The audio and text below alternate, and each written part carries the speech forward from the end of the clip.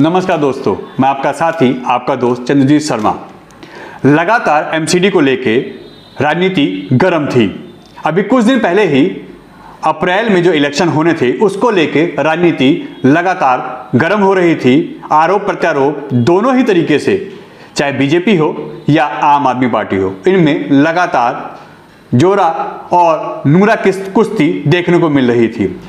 लोग एक दूसरे पे आरोप लगा रहे थे कि बीजेपी एमसीडी से इलेक्शन करवाने से भाग रही है। यह आरोप थे आम आदमी पार्टी के, मगर बीजेपी का तर्क था कि हम पूरी एमसीडी को एक करना चाहते हैं ताकि देश की जनता, खासकर दिल्ली की जनता को एमसीडी का पूरा फायदा मिल सके और तीनों एमसीडी एक होके एक तरीके से कार्य करें। जिस ऐसा पहले था दिल्ली में, जब शीला दीक्षित की सरकार थी उससे पहले एमसीडी एक ही थी, एक ही मेयर पूरी दिल्ली का होता था, मगर शीला दीक्षित ने इसको 3 पार्टों में बांट दिया था और दिल्ली में 3 एमसीडी हो गई थी, यानी 3 मेयर थे।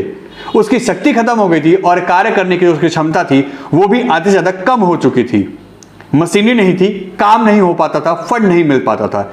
इसी को देखते हुए बीजेपी ने इस पे विचार किया और ऐन वक्त पे एक एप्लीकेशन देके चुनाव को टाल दिया।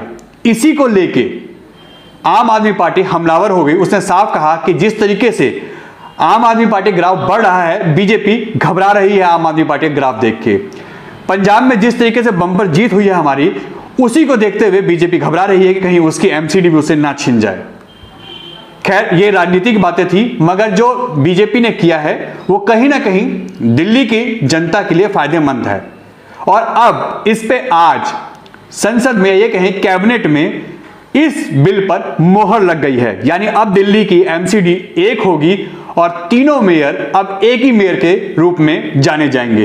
यानी पूरी दिल्ली का एक मेयर होगा और पूरी दिल्ली की एमसीडी भी अब एक होगी। पहले यह पूर्वी एमसीडी, उत्तर पूर्वी एमसीडी, पूर्वी एमसीडी, उत्तर पूर्वी एमसीडी और दक्षिणी एमसीडी थी, यानी 3 जोन थे इसके। अब इसका सिर्फ एक जोन होगा, एक ही दिल्ली में एमसीडी होगी और एक ही इसका मेयर होगा।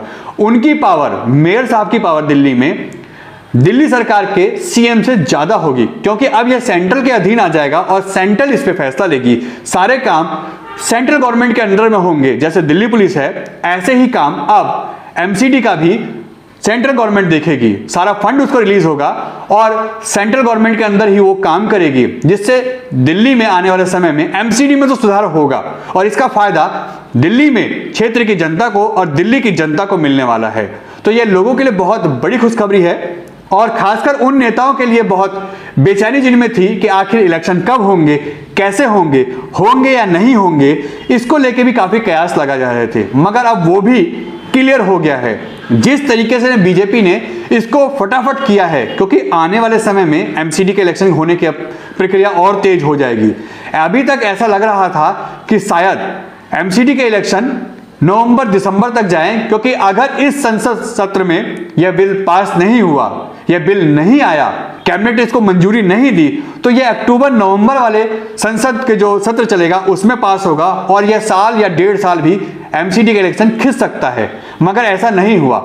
केंद्र सरकार ने और कैबिनेट ने इसको तुरंत पास किया, इसको बिल के रूप में लेके आए और इस पे आज मोहर भी लग गई है। यानी अब एमसीडी का जो चुनाव है उसका रास्ता साफ हो गया है और आने वाले समय में हो सकता है मई जून के एंड में दिल्ली में एमसीडी के चुनाव हो जाए।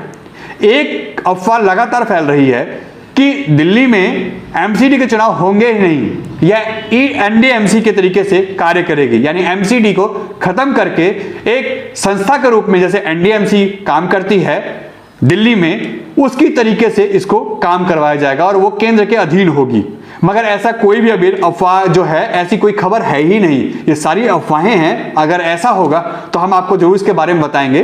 अभी ये सारी अफवाहें हैं, ऐसा कुछ भी नहीं है। अभी एनडीएमसी को उसकी प्रक्रिया पे ऐसा कोई विचार नहीं किया जाए। सिर्फ एमसीडी को एक पार्ट में कन्वर्ट करके, यानी एक रूप में उसको इकट्ठा किया गया है, तीनों एमसीडी को खत्म कर दिया गया है। एक मेयर पूरी दिल्ली का होगा। News Bharat TV, Delhi.